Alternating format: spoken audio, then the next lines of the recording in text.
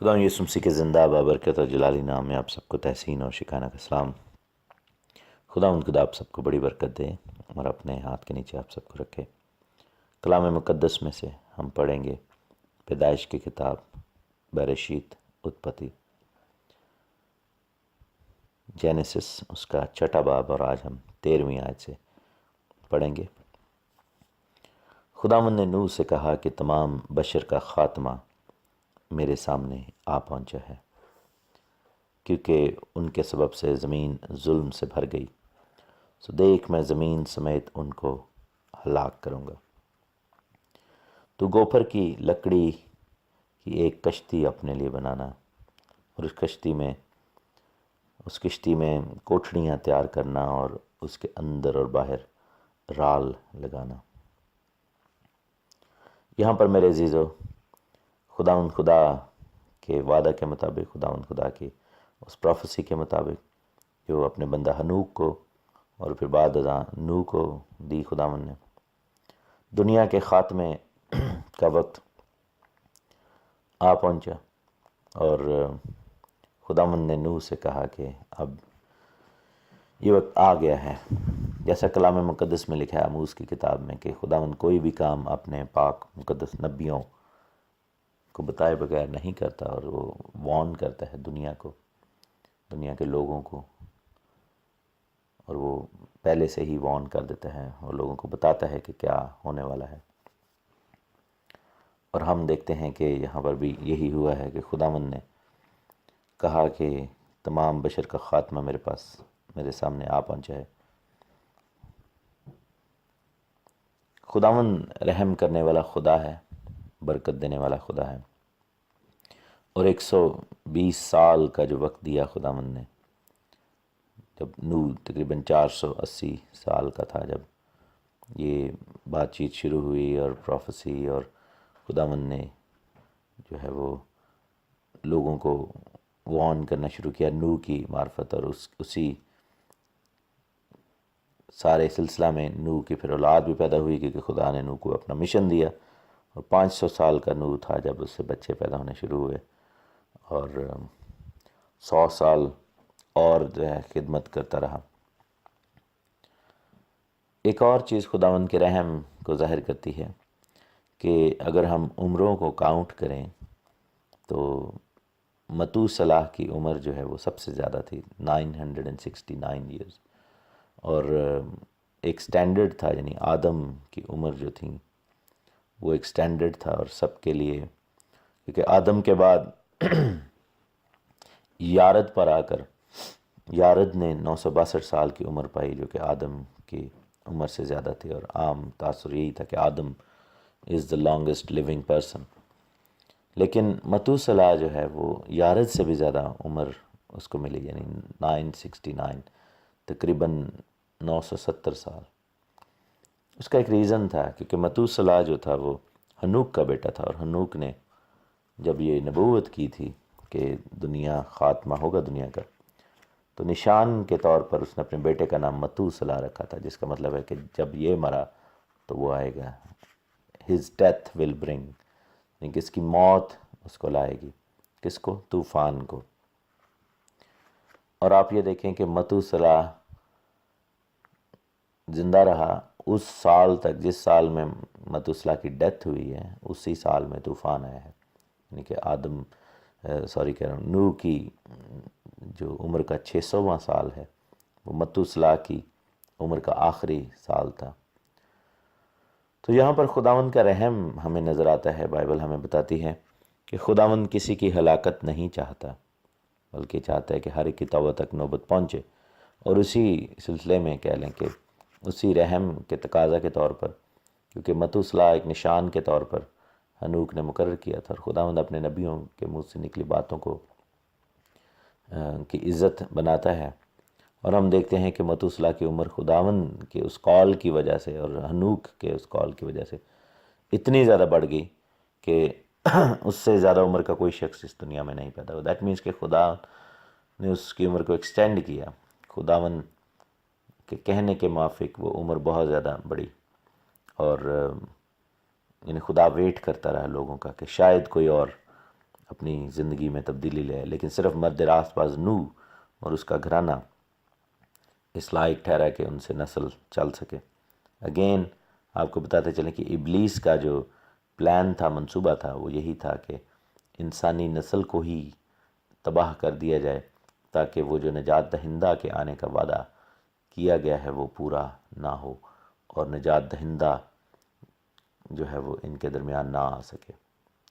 سو ہم اس کے لیے دیکھتے ہیں کہ ابلیس کی وہ کوشش ناکام ہوئی اور خداوند نے کہا کہ تمام بشر کا خاتمہ میرے سامنے آ پہنچے۔ بشر کے لیے عبرانی کا جو لفظ ہے وہ بھی بسار ہے، جس کا مطلب ہے ایوری لیونگ بینگ، ہر سانس لینے والی چیز۔ اور دیکھیں کہ جانور بھی، انسان بھی، یہ سارے ملوث پائے گئے اور زمین ظلم سے بھر گئی۔ اور دیکھا ہے کہ خداوند نے کہا کہ میں زمین سمیت ان کو ہلاک کروں گا۔ یہ بات بہت گہری ہے، سمجھنے والے ہے کہ میں زمین سمیت ان کو ہلاک کروں گا، یعنی کہ نہ صرف انسانوں کو،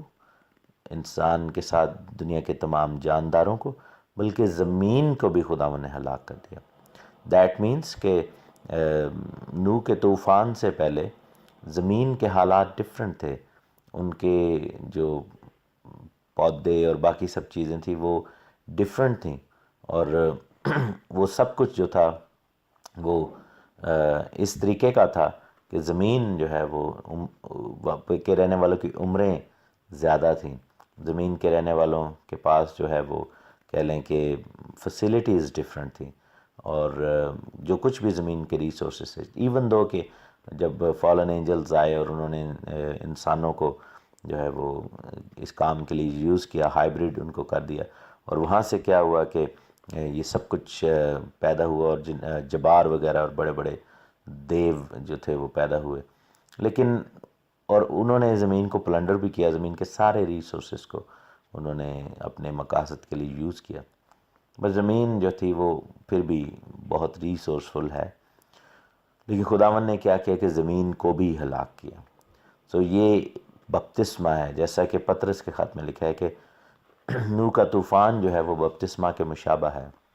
کہ پرانی انسانیت everything was destroyed and then new thing was born. ایک اور خیال ذہن میں آتا ہے یہاں پر، ایک نظریہ جو بہت سارے لوگ اس پر بلیو کرتے ہیں، اس کو نہ ماننے کی بھی کوئی وجہ نہیں ہے لیکن ماننے کی بھی کوئی وجہ نہیں ہے۔ وہ نظریہ یہ ہے کہ آپ یہ دیکھیں کہ زمین کو پانی کے ساتھ ہلاک کر دیا گیا، اور زمین کو بھی ہلاک کیا گیا، اور انسانوں کو بھی، اور پانی جو ہے وہ زمین کے اوپر اگر نگاہ کی جائے تو جب وہ طوفان کا سلسلہ تھا تو پانی ہی پانی نظر آتا تھا۔ پہلا دن جب تھا، جب خداوند نے تخلیق کا کام شروع کیا، تو ہم دیکھتے ہیں کہ پہلے دن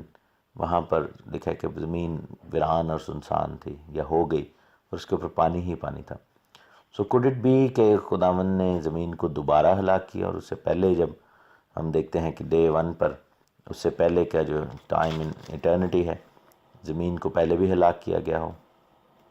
اس بارے میں عام طور پر لوگ سمجھتے ہیں کہ شاید ایسا ہوا ہو، اور یہ ہے کہ زمین کے ساتھ جو ہے وہ شیطان اور اس کے فرشتوں کا ایک خاص لگاؤ جو ہے وہ اس چیز کو ظاہر کرتا ہے کہ شاید زمین پر جب ان کو پھینکا گیا تھا تو زمین پر انہوں نے ڈیرا لگایا، اور خداوند نے وہاں پر پانی بھیج دیا اور ساری زمین پانی کے نیچے آ گئی۔ بہرحال یہ ایک نظریہ ہے جس کے بارے میں ہم زیادہ بہتر خداوند سے جان سکیں گے جب ہم خداوند سے ملیں گے بادشاہی میں، لیکن فی الحال ہم یہی کہہ سکتے ہیں کہ یہ ایک تھیوری ہے۔ یہاں پر زمین کو بھی ہلاک کیا گیا، اور پھر خداوند نے کہا کہ تو گوپھر کی لکڑی کی ایک کشتی اپنے لیے بنانا۔ کشتی جو بنائی ہے یہاں پر، وہ اس کے لیے انگلش میں ورڈ ہے آرک، جیسے صندوق ہوتا ہے، اور یہی لفظ جو ہے، یا باسکٹ ہوتی ہے جو ڈھکنے والی باسکٹ ہوتی ہے، کبھی اگر آپ نے ایسی باسکٹ یوز کی ہو جس کے اوپر ڈھکنا بھی ہو، یہی لفظ جو ہے وہ موسیٰ کی جو ٹوکری تھی جس میں اس کی ماں نے اس کو رکھا تھا، لفظ یوز ہوا آرک، یہی لفظ جو ہے وہ عہد کے صندوق کے لیے یوز ہوا، آرک آف کوننٹ، عہد کا صندوق. اور عبرانی زبان میں جو اس کے لیے لفظ ہے وہ ہے تواہ، یا تباہ بھی کہہ سکتے ہیں. کچھ لوگ ویک واو کو جو ہے وہ بے کے ساتھ پروناؤنس کرتے ہیں depending on which area you come from. So اس کو تباہ بھی کہا جا سکتا ہے اور تواہ بھی کہا جا سکتا ہے. اس کے لیے 3 لیٹرز جو ہیں وہ عبرانی زبان کے ہیں، جو کہ پکٹوریل فارم میں ہم اس کو دیکھیں گے. پہلا لیٹر جو ہے وہ تاو ہے، جو کہ صلیب کو ظاہر کرتا ہے، صلیب کے نشان کی طرح. دوسرا لیٹر جو ہے وہ بے ہے یا بیت ہے، جو کہ گھر کو ظاہر کرتا ہے. اور تیسرا لیٹر ہے یعنی کہ ایچ، جو کہ ایک ایسے انسان کو ظاہر کرتا ہے جو اپنے ہاتھ پھیلائے ہوئے کھڑا ہے. تو اس میں ہم یہ دیکھ سکتے ہیں کہ وہ جو آرک ہے، وہ جو صندوق ہے، وہ جو ٹوکری ہے، وہ کشتی جو ہے جو بنائی گئی، جو ایک صندوق کی شکل کی تھی، چاروں طرف سے بند تھی، وہ اس چیز کا نشان ہے کہ صلیب پر جو شخص ہاتھ پھیلائے کھڑا ہے وہی ہم کو گھر میں لے کر جائے گا. اسی لیے وہ کشتی جو ہے وہ صلیب کا مترادف ہے، صلیب کی علامت ہے، کیونکہ صلیب بھی لکڑی سے ہی بنائی گئی، اور وہ کشتی جو بنائی گئی وہ بھی لکڑی سے ہی بنائی گئی. وہ جو عہد کا صندوق بنایا گیا وہ بھی لکڑی سے ہی بنایا گیا. اور ہم دیکھتے ہیں کہ خداوند کا کلام ہمیں یہ بتاتا ہے کہ موسیٰ کی جو باسکٹ ہے وہ بھی لکڑی سے بنائی گئی. سو یہ کشتی جو تھی یا یہ آرک جو تھی، یہ عام جیسے بحری جہاز ہوتے ہیں ویسی نہیں تھی. وہ چاروں طرف سے بند تھی تاکہ پانی اندر نہ آ سکے. اور لکھا ہے کہ اس کشتی میں کوٹھڑیاں تیار کرنا، یعنی کہ اس میں گھر بنانا. اور ہم دیکھتے ہیں کہ بائبل ہمیں یہ بتاتی ہے کہ آسمان پر بھی ہمارے لیے گھر بن رہے ہیں. تو یہ ایک طرح کی اس چیز کی شیڈو پریکٹس تھی کہ اس کشتی میں کوٹھڑیاں تیار کرنا، اس میں چھوٹے چھوٹے گھر بنانا، اور اس کے اندر باہر رال لگانا. رال جو ہے اس کو ٹار بھی کہا جاتا ہے انگلش میں، تارکول جس کو کہتے ہیں. جیسے سڑک جب بنائی جاتی ہے تو ایک پنجابی میں اس کو لک کہتے ہیں، وہ بلیک کلر کی وہ جو لک اس کے اوپر لگاتے ہیں سڑک کو بنانے کے لیے، تو وہ اس کو ہولڈ کر کے رکھتی ہے اور پانی کو اندر نہیں آنے دیتی. اس کے لیے جو عبرانی زبان میں لفظ ہے وہ ہے کوفر یا کفار، یعنی کہ کفارے کا روٹ ورڈ یہ بن سکتا ہے کہ وہ جو اس کو کور کیا گیا ہے، ڈھانکا گیا ہے، اس کے لیے لفظ ہے کفار یا کفار.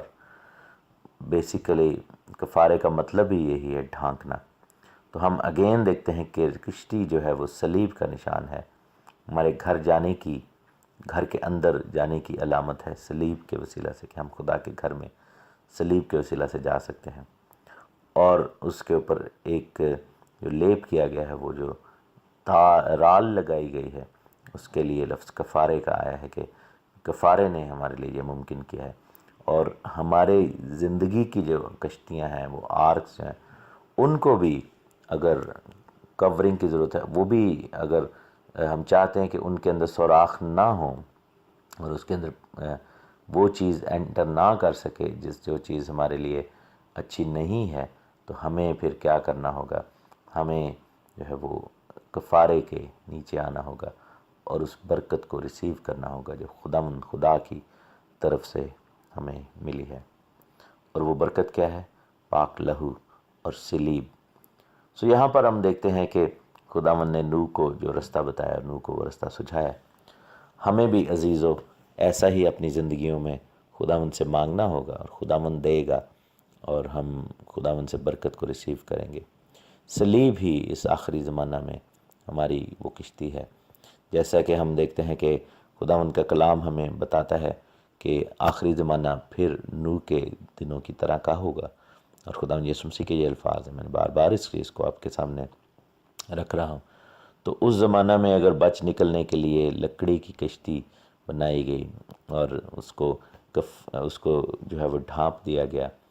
اسی طرح آج کے زمانہ میں بچ نکلنے کے لیے ہمارے پاس لکڑی کی صلیب ہے،